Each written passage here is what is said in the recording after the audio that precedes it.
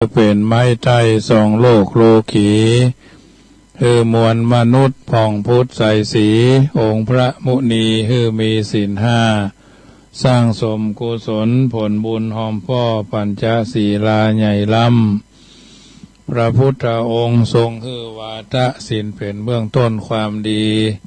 ประมุขธรรมะมักกะวิถีคือเป็นของดีสืบไปหน้าสืบไปหน้า10 นิ้วกราบแนบใต้ไหวสาปารมีธรรมในครูบาอาจารย์พระมหาเถรานุเถระท่านเจ้าคณะพระสังฆาธิการทุกรูปทุกตนขอความสุขความสวัสดีในธรรมะแห่งองค์สมเด็จพระสัมมาสัมพุทธเจ้าจงมีแก่บรรดาสาธุชนคนดีทั้งอุบาสกพ่อใจอุบาสิกาแม่หญิงครูบาอาจารย์ทุกรูปทุกตนที่เปิดวิทยุฟังขึ้น 104.50 เมกะเฮิรตซ์วัดฝ่ายหินวิทยุเพื่อการศึกษาพระพุทธศาสนาและวัฒนธรรม104แห่งนี้เมตตาในท่านพระครูสมุวิสุวัตวรกิจโจท่านผู้อำนวยการท่านเจ้าอาวาสมอบเกณฑ์เวรทวะเวรเวลาถวายอาตมาภาพเข้ากระผมพระมหาประสิทธมาภินันโทเจ้าอาวาสวัดจังกำตำบลมะกอกอำเภอป่าซางจังหวัดละปูนเผยแผ่ธรรมในนามของคณะสงฆ์หน่วยอบรมประชาชนประจำตำบลมะกอกก็จะได้น้อมนำเอาธรรมะสาระอัตถธรรมคำสอนมาเป็นปฏิพรย้อนสนองตอบให้ญาติโยมสาธุชนที่อยู่ทางบ้านพึงตั้งอกตั้งใจปูชาไฟไหว้พระกันอยู่เป็นประจำอยู่แล้ววันนี้ก็เช่นเดียวกันเป็นวันโกนเนาะเป็นวันโกนวันพรุ่งนี้เป็นวันพระค่ำแรงมาแล้วกินข้าวน้ำจ้ำข้าวแรงแล้วทำภาระธุระส่วนตัวแล้วบ่ได้ออกไปไหนเพราะเพิ่นมีเพิ่นห้องว่ามีการประกาศเขตจำกัดไปหั่นไปนี่บ่ฮือไปวุ่นวายบ่ฮือไปพลุกพล่านบ่ฮือไปสัญจรล่อนเล่ไปที่หั่นที่นี่ที่คนอยู่กันในกฎในกติกาค่ำมาแรงมาถนนหนทางก็จะได้โล่งโปร่งสบายถนนก็จะได้รับให้พ่องทางเมืองเชียงใหม่ทางเมืองละปูนตลาดไหนมีก็เลิกกันแต่หัวค่ำแม้กระทั่งเซเว่นก็3 ทุ่มนี่ก็ทราบว่ายุดแล้วเนาะปั๊มน้ำมันก็ยุดบ่ได้เนาะจำเป็นจะต้องขายสะดวกซื้อสะดวกจ่ายสะดวกกินตลอด24 ชั่วโมงก็ไหวนะมันกำลังหามามีบักขี้ปีอันเรื่องกินตลอด24 ชั่วโมงนี่ล่ะกินบ่ทายก็ตายกัดกินทายบ่อยๆก็ตายเพี้ยตายผอมญาติโยมสาธุชนอันนี้จึงนำมาเสนอให้ญาติโยมได้ทราบเพื่อจะได้ฮือเป็นมังคละกับตัวตนเฮาท่านทั้งหลายค่ำแรงของวันนี้ก็จะได้อู้เรื่องของวันวิสาขบูชาวันที่1นะวันนี้เป็นวันโกนวันพุธนี่ก็ทำสำนวน1แล้วก็ออกศีลทำสำนวน1ต้นรายการต่อไปก็จะได้อู้เป็นวันไปเนอะแล้วก็จะได้อู้เรื่อง45 พรรษาของพระพุทธเจ้าไปตามลำดับเป็นวันที่4แล้วเนาะตั้งอกตั้งใจฟังกันไปมีบาลีกล่าวเอาไว้ว่าปูชาจะปูชะนิยานังเอตัมมังคารมุตตมังเนี่ยว่าการปูชาบุคคลที่ควรปูชาในวันเป็นมงคลสูงสุดดังนี้วันวิสาขบูชาตรงกับวันเพ็ญเดือน6เป็นวันสำคัญยิ่งวันหนึ่งในพระพุทธศาสนาได้เวียนมาวาระปีละ1 เตื้อปี2564นี่ก็ตรงกับวันพุธที่26เดือนพฤษภาคมเนาะเดือนเก้าเพ็งเหนือเดือนภาคกลางก็คือเป็นเดือนภาคกลางก็เป็นเดือน7ค่ะเป็นเดือน7ของเราเป็นเดือน9โวยไป2 เดือนเนาะอันนี้ก็วันพรุ่งนี้ก็เป็นวันสำคัญเป็นวันพระใหญ่การทำบุญเฉลิมฉลองในวันวิสาขบูชานี้ มีมาตั้งแต่เมื่อใดบ่ปรากฏชัดจนถึงยุคกรุงสุโขทัยเป็นราชธานีสมัยพ่อขุนรามคำแหงมหาราชท้าวศรีจุฬาลักษณ์หรือที่หู้จักกันนามว่านางนพมาศได้แต่งหนังสือพรรณนาถึงการปูจาเฉลิมฉลองวันวิสาขบูชาไว้ต่อหนึ่งว่าอันกรุงอันณพระนครสุโขทัยราชธานีนี้ถึงวันวิสาขนคตฤกษ์ครั้งใดก็สว่างไสวไปด้วยแสงประทีปเทียนดอกไม้เพลิงแลสล่างสลอนไปด้วยธงชัยและธงผ้าสว่างไสวไปด้วยผู้พวงดอกไม้ร้องกรองร้อยห้อยแขวนหอมตรบอบอวนไปด้วยกลิ่นสุคนทรสโรยรื่นสนอสำเนียงเสียงพิณพาทย์คล้องกองทั้งทิวาราตรีมหาชนชายหญิงพากันมาทำกองการกุศลเหมือนจะเผยซึ่งทวารพิมานฟ้าทุกช่อชั้นนะจากนั้นก็ทำการเฉลิมฉลองติดต่อกันถึงปัจจุบันจึงหันได้ว่าวันวิสาขบูชาเป็นวันสำคัญยิ่งเป็นวันที่เฮารวมเหตุการณ์สำคัญขององค์สมเด็จพระสัมมาสัมพุทธเจ้าเข้าเป็นวันเดียวกันก็คือวันประสูติเกิดตรัสรู้สำเร็จผลการศึกษาและปรินิพพานถึงแก่ความตายมรณภาพมรณกรรมเข้าสู่นิพพานวันประสูติเป็นวันที่เจ้าชายสิทธัตถะเสด็จอุบัติขึ้นในโลกเป็นวันที่โลกได้บุคคลเอกเป็นอัจฉริยะบุคคลมีผู้ใดเทียบเท่าและเสมอเหมือนในด้านศีลสมาธิปัญญาเสด็จอุบัติขึ้นมาเพื่อประโยชน์แก่ชาวโลกโดยแท้จริงพระองค์ทรงเป็นผู้ค้นพบหลักความจริงของโลกได้แก่อริยสัจสี่และเป็นผู้ก่อตั้งพระพุทธศาสนาสอนให้คนรู้จักละเลิกความชั่วบำเพ็ญแต่คุณงามความดีจนบรรลุพระนิพพานวันตรัสรู้เป็นวันที่พระพุทธเจ้าทรงรู้แจ้งหันจริงในอริยสัจธรรมสี่ประการโดยพระองค์เองจึงทำให้พระองค์ได้เป็นพระสัพพัญญูรู้แจ้งทุกสิ่งทุกอย่างสัตวโลกได้อาศัยการตรัสรู้ของพระพุทธเจ้าจึงทำให้รู้ชั่วดีบาปบุญคุณโทษสิ่งที่เป็นประโยชน์และไร้ประโยชน์รู้อายังควรอายังบ่ควรและรู้จักปาตนไปรอดพ้นจากกองทุกข์ทั้งมวลได้อย่างถาวรวันปรินิพพานเป็นวันที่เจ้าโลกได้สูญเสียพระมหาบุรุษที่ยิ่งใหญ่เป็นวันจากไปแห่งองค์สมเด็จพระสัมมาสัมพุทธเจ้าเป็นเหตุให้มหาชนเศร้าโศกเสียใจเปรียบเหมือนการดับของดวงประทีปที่ส่องทางให้สว่างไสวแต่ก็ไม่ได้หมายความว่าพระธรรมคำสอนของพระองค์ต้องพลอยสาบสูญเสี่ยงไปด้วยแม้จะล่วงถึง 2,564 ปีแล้วและพระคุณและพระธรรมคำสอนก็ยังปรากฏอยู่คู่กับโลกอำนวยประโยชน์สุขคือแก่ชาวโลกอยู่บะเสียงบะสุดอาศัยเหตุการณ์สำคัญดังกล่าวองค์การสหประชาชาติจึงประกาศถือวันวิสาขบูชาเป็นวันสำคัญสากลของสหประชาชาติในการประชุมสมัยสามัญที่54เมื่อวันที่15ธันวาคม2542ความว่าวันวิสาขบูชาเป็นวันสำคัญสากลของสหประชาชาติคือวันสำคัญของโลกการประชุมมหาเถรสมาคมก็เช่นเดียวกันเมื่อ28 เมษายน 2543มีประชุมมีมติให้ทุกวัดทั่วพระราชอาณาจักรประกอบพิธีเนื่องในวันวิสาขบูชาซึ่งปีนี้ก็ตรงกับวันที่26 พฤษภาคม 2564ด้วยการปฏิบัติเป็นพิเศษยิ่งกว่าปีที่เคยปฏิบัติมาโดยทำความสะอาดวัดวาอารามประดับไฟ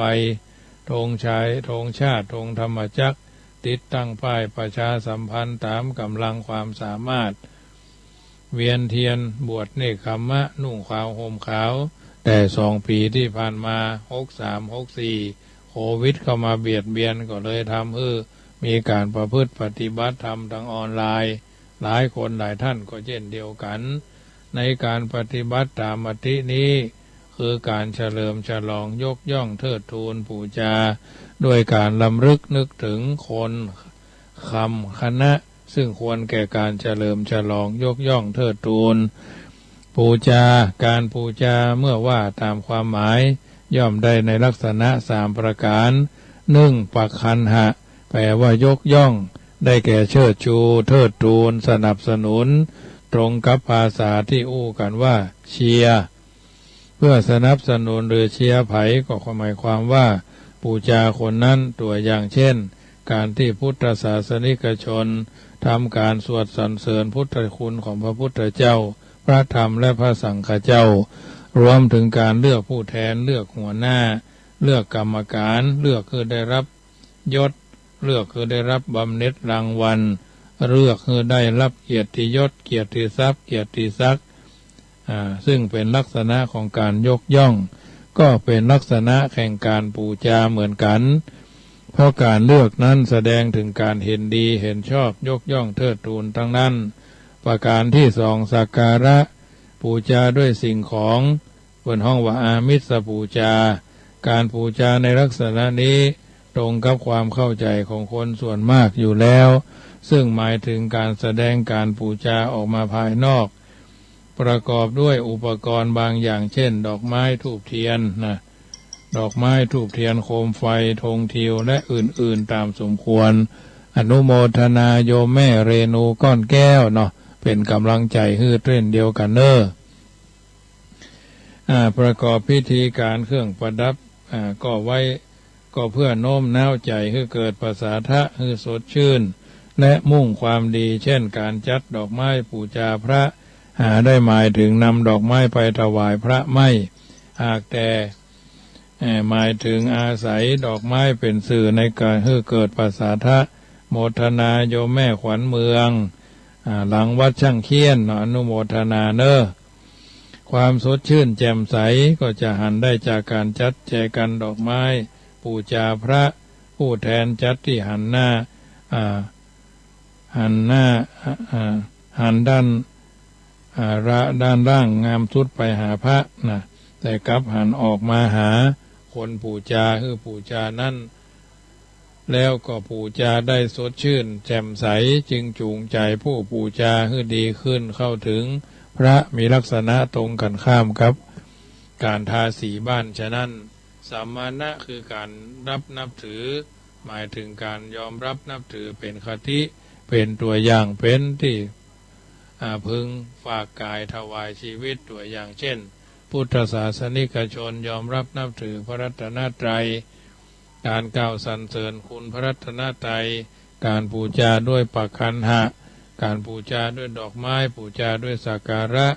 การบูชาด้วยการปฏิบัติตามพระธรรมวินัยเรียกว่าสัมมานะรวมความว่าคุณธรรมที่เรียกว่าบูชานั้นสำคัญอยู่ที่ใจญาติโยมท่านผู้ฟังมีอยู่ในใจเป็นผู้บูชาส่วนการจัดดอกไม้ประดับที่บูชาเป็นการแสดงบูชาออกมาภายนอกเหมือนการเคารพจริงมันก็เกิดจากใจมีอยู่ในใจส่วนการประนมมือการโค้งศีรษะการวันทยาหัตถ์เป็นการเพียงแสดงภายนอกฉะนั้นความจริงสิ่งที่บุคคลควรบูชาแม้จะมากมายหลายอย่างแต่ก็ประมวลลงเป็นประเภทก็มี3 ประเภทก็คือคนคำคณะคนหมายถึงบุคคลเช่นพุทธศาสนิกชนบูชาพระพุทธเจ้าหรือคนทั้งหลายยกย่องนับถือเทิดทูนผู้ใดเป็นประมุขเป็นตัวอย่างเป็นครูบาอาจารย์ก็บูชาบุคคลนั้นคำหมายถึงคำสั่งสอนข้อบัญญัติและคติต่างๆในลักษณะที่เป็นลัทธิศาสนานโยบายโอวาทบัญญัติและอื่นๆ คณะก็หมายถึงกลุ่มบุคคลอย่างเช่นคณะสงฆ์วัดสมาคมสำนักพรรคการเมืองและหน่วยงานอื่นๆเป็นต้นสำหรับคาถามรรคนี้ก็คือคนหมายถึงคนดีเป็นปูชนียบุคคลที่ควรบูชาอันว่าคนดีนั้นมีอยู่สองระดับ1ระดับดีล้วน2ระดับดีจำเพาะคนดีล้วนก็คือดีตลอดมีความชั่วใดๆเลยดีประจำกัดกาลละเวลาเช้าสายบ่ายค่ำดีเสมอดีประจำกัดที่ดีต่อหน้าที่รับหลังก็ดีคนเดียวก็ดีร่วมหมู่ก็ดีบัดดีประจำกัดงานจักอู้ก็ดีจะทำก็ดีจะกึดก็ดีคนดีระดับนี้เป็นคนดีชั้นประเสริฐเลิศคนในทางพุทธศาสนาเรียกว่าอริยชนคนประเสริฐส่วนคนดีระดับ2ก็คือคนดีจำเพาะก็คนดีจำเพาะบางครั้งบางคราวเป็นการจำกัดเช่นดีจำกัดเวลาบางเวลาก็ดีบางเวลาก็ให้ต้นเดือนดีกลางเดือนให้ปลายเดือนพอให้พอดีมันก็เป็นอย่างนี้แหละดีจำกัดงานเช่นอู้ดีแต่ทำไม่ดีหน้าตาท่าทางซื่อแต่ใจคดดีจำกัดเหตุเช่นดีจำเพาะพวกเดียวกันร้ายสำหรับคนเหล่าอื่นรวมความว่าคนส่วนมากอยากที่จะดีล้วนหากแต่เป็นคนดีจำกัด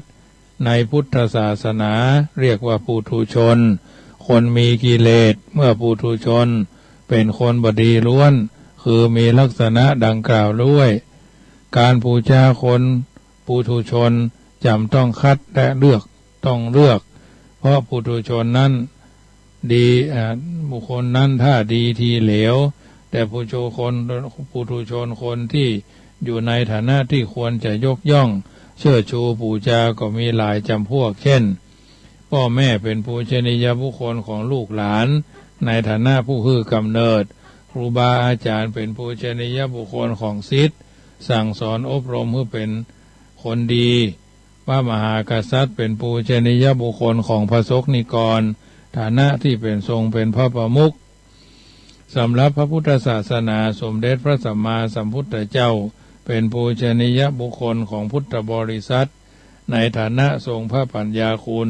พระบริสุทธิคุณพระมหากรุณาธิคุณและทรงตั้งพระศาสนาประกาศสัจธรรมบัญญัติพระวินัยเพื่อปวงชนพลโลกได้เว้นสิ่งที่ควรเว้นประพฤติสิ่งที่ควรประพฤติพระสงฆ์สาวกเป็นปูชนียบุคคลของพุทธศาสนิกชนในฐานะที่เป็นผู้ปฏิบัติดีปฏิบัติชอบปฏิบัติตรงปฏิบัติเป็นธรรมปฏิบัติสมควรเป็นนาบุญของชาวโลกและนำพระศาสนาสืบต่อไปส่วนปูชนียวัตถุหมายถึงสิ่งที่เราควรบูชาเช่น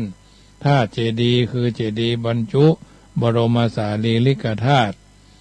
และพระธาตุสาวกพระธาตุเชียงใหม่พระธาตุสุเทพพระธาตุวัดพระสิงห์พระธาตุเมืองละปูนอริพูนชัย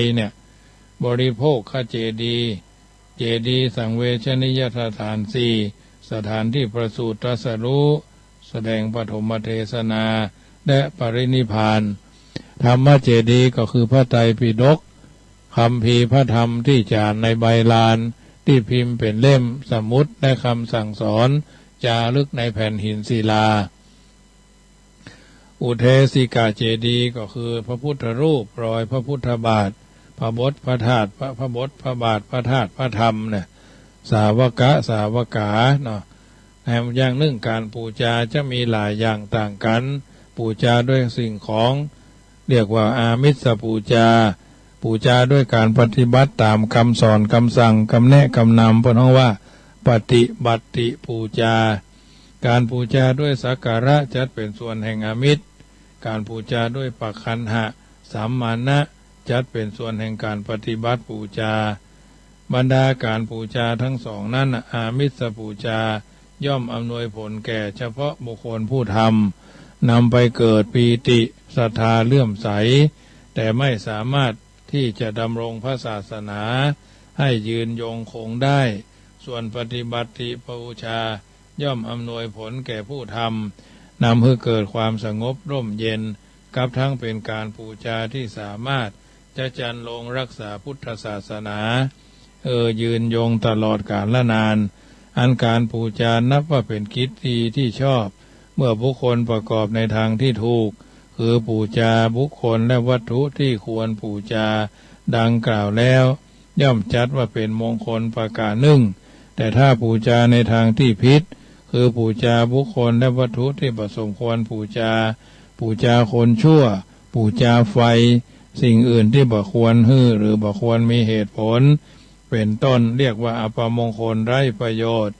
สำหรับวันวิสาขบูชาแต่ละปีถือเป็นกิจที่ดีชอบอย่างยิ่งเป็นวันรำลึกนึกถึงพระพุทธเจ้าเป็นปูชนียบุคคลชั้นสูงตลอดทั้งพระธรรมคำสอนและอริยสาวกะรวมเรียกว่าพระรัตนตรัยรัตนตรัยก็คือคนคำคณะเหตุการณ์ที่สำคัญเช่นประสูติอุบัติขึ้นมาแห่งเจ้าชายสิทธัตถะตรัสรู้อริยสัจสี่ทำให้เจ้าโลกได้คำสอนที่เป็นธรรมชาติการปรินิพพานก็ทำให้เจ้าโลกได้คณะบูสืบพระพุทธศาสนาซึ่งพุทธศาสนิกชนรู้จักกันในนามพระรัตนตรัยเป็นลำดับไปเพราะฉะนั้นประชาชนคนไทยท่านสาธุชนผู้ฟังรายการทุกท่านเฮามีพระพุทธศาสนาเป็นศาสนาประจำชาติเป็นหลักพึงปีติโสมนัสยินดีมีความกตัญญูกตเวทีด้วยสำนึกในพระคุณอันสูงสุดที่พระพุทธเจ้าทรงมีต่อตนต่อชาวโลกสมที่เขาท่านทั้งหลายบูชาเพื่อบูชาคนคือพระพุทธเจ้าผู้ทรงพระคุณอันประเสริฐเพื่อบูชาคำคือกรรมสั่งสอนเป็นสัจธรรมสภาวธรรมและบูชาคณะคือพระอริยสงฆ์สาวกของพระพุทธเจ้าผู้ปฏิบัติดีปฏิบัติตรงถูกต้องและสมควรแก่ธรรมคนคำและคณะทั้งสามอย่างนี้คือพระรัตนตรัยจึงนำมาเสนอท่านสาธุชนคนดีได้ฟังแล้วก็นำไปเป็นข้อเตือนจิตสะกิดใจในการดำเนินชีวิตของเฮาท่านทั้งหลายเป็นลำดับไปเพราะฉะนั้นวันนี้ได้เรื่องของวิสาขบูชาวันที่หนึ่งยังทำ2 วันวันพวกนี้เป็นวันแจ้วัน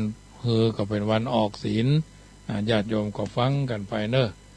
ทีนี้เธอได้เรื่องของนางวิสาขาได้ทำการบูชาขอพร8 ข้อย้อนหลังไปคำว่าพรที่สมควรนางวิสาขาขอถวายผ้าอาบน้ำฝนเป็นคนแรกตลอดชีวิต2ถวายพัดเพื่อผู้มาอาคันตุกาพัดตลอดชีวิตถวายแก่พัดเพื่อผู้เดินทางขมิกาวัดตลอดชีวิต4ถวายขีลานบัตรขีลานพัดสำหรับผู้เจ้าผู้อาพาธตลอดชีวิต5ถวายขีลานุปถากพัดแก่ผู้เจ้าผู้ดูแลผู้เจ้าบัสบายผู้อุปถากผู้เจ้าบัสบายตลอดชีวิต6ผู้เจ้าที่เจ็บป่วยขอถวายยาตลอดชีวิต7พระองค์ทรงหันอานิสงส์11ประการขอถวายข้าวยาคูหรือยาคูนมส้มนมเปรี้ยวตลอดชีวิตเพื่อให้ลำไส้เพิ่นสบายสุดท้ายภิกษุณีทั้งหลายเปื่อยกายอาบน้ำนางวิสาขาไปหั่นไส้ขอถวายเป็นผ้าอุทกาสาดกคือผ้าอาบน้ำฝนสำหรับภิกษุณีแต่ก่อนภิกษุณีมีลอกกับเหมือนทุเจ้าโกนหัวแต่ว่ามันมีผมมาได้ญาติโยม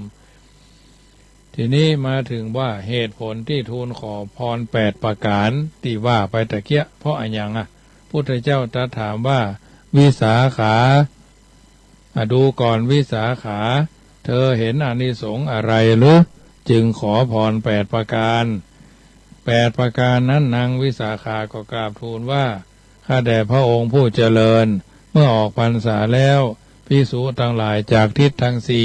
4 เดินทางมาสาวัตถีเพื่อเข้าเฝ้าพระพุทธเจ้าพระองค์ท่านหมู่ทุเจ้าจะทูลรายงานว่า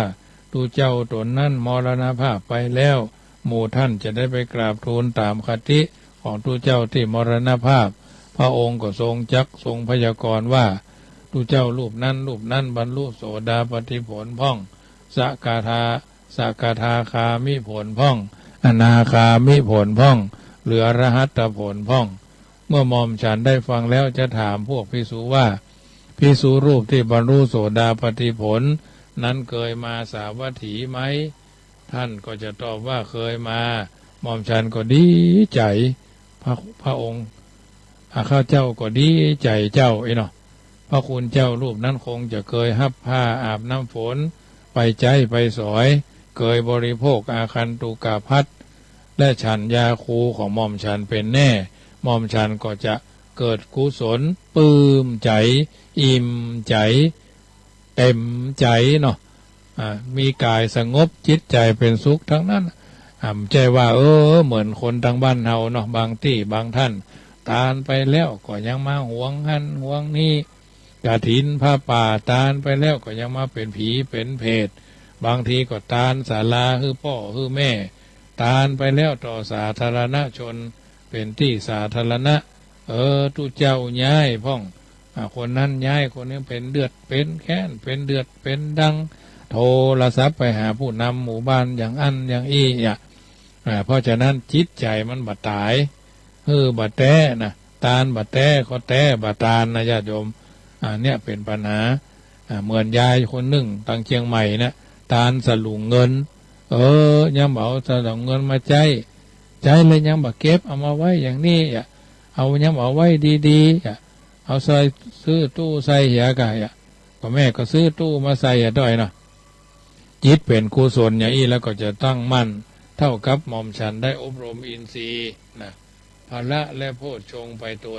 หม่อมฉันหันอานิสงส์เหล่านี้จึงขอประทานพร8ประการพระพุทธเจ้าข้าพระศาสดาตรัสชมเชยว่าดีมากที่แท้เราอนุญาตพรแก่8ข้อแก่เธอจากนั้นตรัสอนุโมทนาแก่นางวิสาขามิคาระมาตาแล้วเสด็จกลับไปยังพระวิหารแล้วตรัสอนุญาตว่าภิกษุทั้งหลายเฮาอนุญาตพาวัดสิกาสาดกอาคันตุกะวัดคะมิกะวัดหิรานพัทหิลานุปถากวัดหิลานุปถากพัทหิลานเพสัตยาคูประจำและอนุญาตผ้าสอุทกาสาดกสำหรับภิกษุณีนะในการอาบน้ำเนาะทุเจ้าก็ผ้าอาบน้ำฝนผ้าอาบน้ำเนี่ยอันเรื่องที่ควรกำหนดในตอนนี้ก็คือเมื่อนางวิสาขากราบทูลขอพร8ประการในเรื่องจีวรขันธกะเป็นเรื่องต่อเนื่องมาจากหมอชีวกโกมารพัฒกราบทูลขอพรคือขอให้พระพุทธเจ้าทรงอนุญาตคฤหบดีจีวรแก่ภิกษุสงฆ์และภิกษุณีสงฆ์ซึ่งพระศาสดาทรงอนุญาตภิกษุทั้งหลายรับคฤหบดีจีวรได้คือจีวรสำเร็จรูปก็ได้สำหรับผ้าเพื่อตัดเย็บย้อมกันเองก็ได้จากเดิมใช้เฉพาะผ้าปังสกุลส่วนภิกษุรูปใดปรารถนาจะใช้ผ้าปังสกุลก็ใช้แต่เฮาสรรเสริญการยินดีปัจจัยตามที่ตามมีตามได้ต่อมาทรงอนุญาตผ้าสำหรับทำจีวรไว้6ชนิดจีวรทำจากเปลือกไม้1 2จีวรทำจากฝ้าย2 3จีวรทำจากเส้นไหม4ทำจีวรทำจากขนสัตว์5ทำจีวรทำจากปาน6จีวรทำจากของข้างต้นปนกันก่อนหน้าอนุญาตคฤหจีวรคฤหบดีจีวรภิกษุสงฆ์คงใช้ผ้าชนิดต่างๆกันเท่าที่หาได้มาตัดมาเย็บมาย้อมเป็นจีวรถึงกาลนี้จึงทรงจัดระเบียบชนิดของผ้าต่อมาทรงอนุญาตน้ำย้อมสำหรับย้อมจีวร6ชนิดคือน้ำย้อมจากรากเงื้อหรือเง่าไม้จากต้นไม้จากเปลือกไม้จากใบไม้จากดอกไม้จากผลไม้ก่อนหน้านี้ทุเจ้าคงใช้เปลือกไม้เป็นต้น ต้มน้ำเปลือกไม้คายสีออกมาภิกษุนำจีวรนั้นใส่ลงไปเรียกว่าผ้าย้อมน้ำฝาดคือผ้ากาสาวะถึงตอนนี้จึงถือโอกาสจัดระเบียบน้ำย้อมซึ่งหมายถึงสีจีวรของทุเจ้าจะได้เหมือนกันรวมถึงจัดระเบียบวัสดุอุปกรณ์เย็บย้อมเป็นต้น2นางวิสาขาหู้แล้วเนาะนางวิสาขาหู้แล้วว่าหมอชีวกทูลขอพรพระพุทธเจ้าทรงอนุญาตให้ทรงรับคหบดีจีวรและทรงอนุญาตแล้วดูกระหมอชีวกโกมารพัฒแคว้นมคธนางวิสาขาเองก็คงคิดพิจารณาปัญหาของภิกษุณีมาเมินพอดูโดยเฉพาะเรื่องภาระในการแสวงหาอาหารของภิกษุที่เพิ่งมาถึงและของพวกภิกษุณีถูกเย้ยหยันจากหมู่หญิงแพทย์สยาเป็นต้นเมื่อนางทราบว่าภิกษุณีสงฆ์ก็ยังเปื่อยกายสงน้ำเหมือนภิกษุณีเปื่อยกายอาบน้ำนางจึงถือโอกาสนี้ทูลขอให้ทรงอนุญาตให้เรื่องที่สมควรแก่ภิกษุณี8เรื่องทรงอนุญาตแล้วนางวิสาขาจึงเป็นคนแรกในการถวาย8สิ่งนี้ถ้าจะกำหนดวันเวลาที่นางทูลขอพรก็น่าจะประมาณเมื่อปีที่20แห่งพุทธกิจขึ้นไปต่อจากหมอชีวกทูลขอให้ทรงอนุญาตคหบดีจีวร3กุศลเจตนาของนางก็คือขอถวายอาหารนัก4คือภิกษุ4ประเภทคือภิกษุผู้รับอาคันตุกะวัตรภิกษุผู้จะเดินทางมาภิกษุผู้เจ็บป่วยและภิกษุผู้พยาบาลภิกษุผู้เจ็บป่วยถวายอาหารเบาคือยาคูและภิกษุทุกรูปที่ต้องการถวายยาแก้ไข้แก่ภิกษุผู้เจ็บปวดทุกรูปนางเล่าปวารณาที่จะถวายพัดวายาคูพัดเภสัชแก่ภิกษุทั้งหลายหมู่ภิกษุก็รู้กันทั่วไปภิกษุณีผู้อยู่ในกรุงสาวัตถีก็มากรุงสาวัตถีจะไปจากกรุงสาวัตถีก็เข้าไปในเรือนของนางเองพ่องเพื่อนภิกษุณีเข้าไปรับแทนพ่องหรือนางคนนำไปถวายในอารามพ่องแล้วแต่กรณีในส่วนของผ้าอาบน้ำฝนและผ้าอาบน้ำนางวิสาขาและชาวพุทธทั้งหลายก็ได้ถวายแด่ภิกษุณีทั่วชมพูทวีปตามกาลเวลาที่สมควรและทำหื้อหันอย่างนี้ถึงและทำหื้อหันแถมอย่างหนึ่งว่าปอน8ประการเกิดขึ้นหลังมีภิกษุณีสงฆ์แล้วญาติโยมสาธุชนท่านผู้ฟังทั้งหลายอาตมาภาพได้น้อมนำก้อนไกเอาเรื่องของนางวิสาขาในเรื่องของพุทธกิจ45พรรษาเป็นวันที่4ผ่านไปแล้วยังเหลือธรรมญาติโยมฟังกันไปเรื่อยๆเบื้องแรกก็จะเรื่องวันวิสาขะบรรยายธรรมเรื่องวิสาขะอย่างก่อนคำแรงนี้ก็เช่นเดียวกันเอาท่านทั้งหลายได้ยินได้ฟังแล้วนำไปคิดพิจารณาก่อนจะเข้าสู่นิทานในค่ำคืนของเราถือว่าเราท่านทั้งหลายเป็นกิจกรรมที่เราท่านทั้งหลายได้กระทำบำเพ็ญเป็นไปตามโอกาสได้จังหวะเวลาตามที่เราท่านทั้งหลายทราบกันดีตามลำดับกันอยู่แล้วเพราะว่าวันสำคัญเทศกาลสำคัญที่เราท่านทั้งหลายได้กระทำบำเพ็ญให้เป็นไปเราก็ทำให้ได้วันพรุ่งนี้เป็นวันศีลเป็นวันพระก็จะไปลืมจะไปละจะไปเลิกจะไปเพิกเฉยบอกวันสำคัญมาถึงแล้วปีละ1เตื้อบางวัดเปิ่นเวียนเทียนเขาก็ไปเปิ่นมาได้เวียนเทียนก็มาเป็นหยังเขาก็สามารถสลับปรับเปลี่ยนไปได้เพราะฉะนั้นวันสำคัญมาถึงเขาก็พยายามทำสิ่งที่ดีที่งามเกิดขึ้นกับหมู่กับคณะเป็นลำดับไปเพื่อนบอกเอาไว้ว่าพวกนี้วิสาขะแล้วเน้อพี่น้องหันถ้าจะต้องสำรองเปลี่ยนแผน วันสำคัญนี้เป็นดีห่วงแหนต้องเซาะอย่างแตนแม้นเปลี่ยนแบบเบ้าเจ้าเคยปากันตักบาตรใส่เข้าสืบมานานเนาตอนนั้นจักมาสุ่มหัวอู้หนัวเคี้ยวกันมันคงบ่ได้อย่างเดิมเปลี่ยนรูปแบบนี้จัดเก้าอี้เสริมที่นั่งเพิ่มเติมเหมือนเดิมบ่ได้เวียนเทียนคงหายเพราะบ่ได้ใกล้เวียนออนไลน์กันเตอะถ้ามารวมกันแล้วมันจะเพ้อกลัวจะอัฟริกากลัวเจออัฟริกาถ้ากล้าอินเดียนั่นก็ยังมีปัญหาเกิดมันสดมาไผ่นาจะแก้จุดเทียนไขนั่งป้อละแม่เพ่งสายตาแน่พอเฟสเขาจะแนะนำทำตามเคล็ดจนเสร็จหมดเสี่ยงเรื่องบุญใจสำคัญนักบุญจักเตื่อมหนุนบ่ต้องลงทุนเวียนรอบพระเจ้าถ้าใจมั่นคงศีลธรรมแบบเบ้ามันอยู่ที่เฮาทั้งนั้นนุ่งขาวห่มขาวบ่ได้บอกจนบ่ได้บอกจันมันเชื่อบ่ได้ว่าดีนุ่งผ้าขี้ริ้วใจงามผ่องสีกล้าของมันมีตรงนี้แหละเจ้าบอกว่าราหูจักลู่มาเข้าอย่าไปหูเบาเชื่อนักอยู่ที่ตัวเฮาเอาใจชอบมักถ้าทำถูกต้องตึงดีมันบ่มีแต่แย่เพราะราศีถ้าศีลธรรมมีตึงดีหมดเสี่ยงงดงามเลี่ยนเกี้ยงและนายเหยค่ำคืนนี้รายการเสียงธรรมก่อนรับตาธรรมาภาพพระมหาประสิทธิ์ธรรมาพินันโทวัดจังกำตำบลมะกอกอำเภอป่าซางจังหวัดลำพูนบรรยายธรรมะมาก็พอสมควรแก่เวลาขอแผ่ชายยายบุญให้ท่านทั้งหลายอยู่สุขสบายการทั่วหน้าพุทโธโยแค้วคาดพระพุทธเจ้าย้ายบาทอิติปิโสภควา